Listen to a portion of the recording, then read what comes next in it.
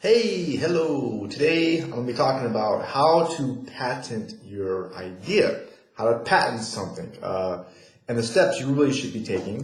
Before I begin, there is a link down below. And if you do click on it, there's some really good skills that you can learn and get if you want to make money online that really help you make the money. So it's good. I'm in the middle of reading this book from Lori Greiner. She's the female shark on Shark Tank.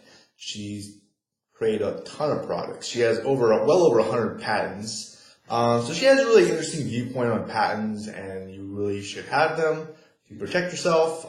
They're very important. And one thing that's really important is whoever files for the patent first, that's all that matters. They get the idea.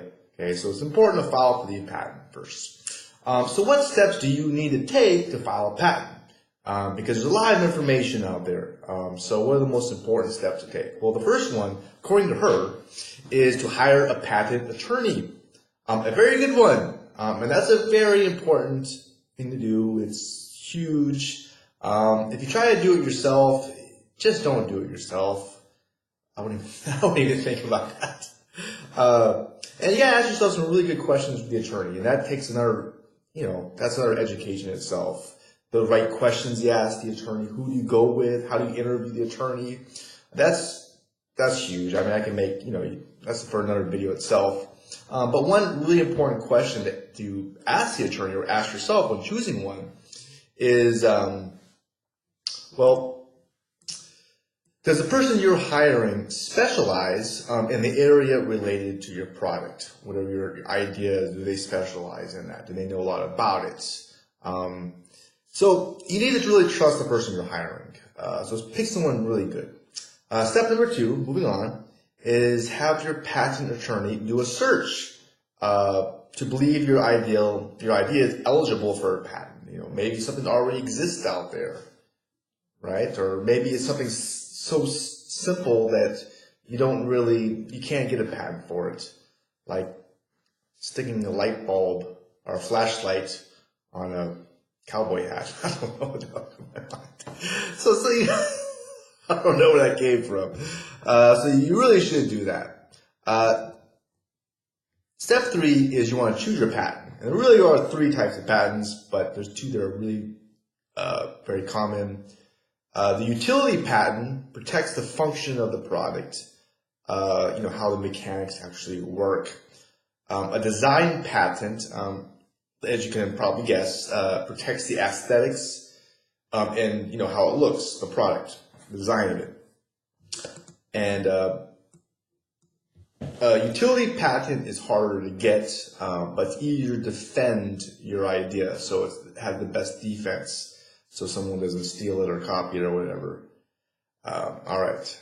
And there's a 3rd one I didn't mention, and that's the plant one for agriculture. There you go. So that's the 3rd step. The 4th step is you want to write your claims, and there's the independent claim, which includes all the main minimum elements you want to cover, protect. The main claim should be as broad as possible. Then there's the dependent claim that further narrows the scope for protecting what you have. And once your patent is filed, it gets stamped and dated, and then you wait. You wait a while.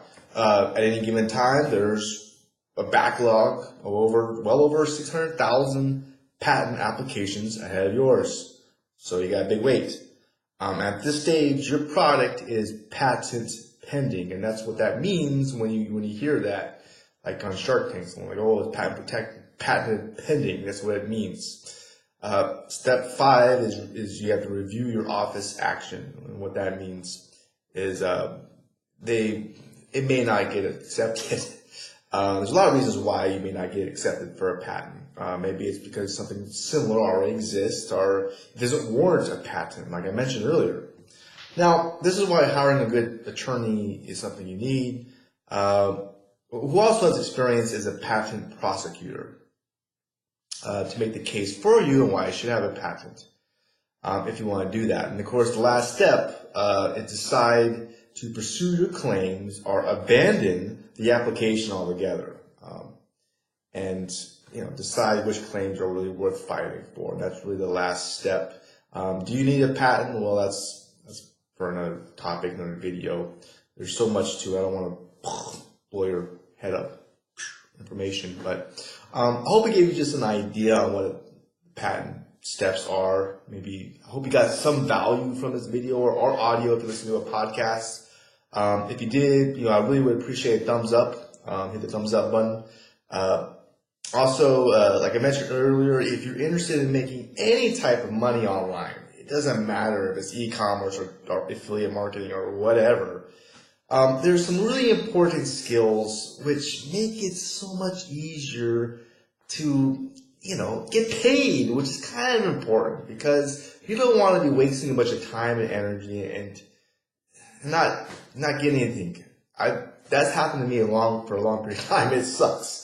So one of the most important skills, which you're going to learn when you click that link below, is really how to sell online. And you think it might be easy. Oh, no, just ask.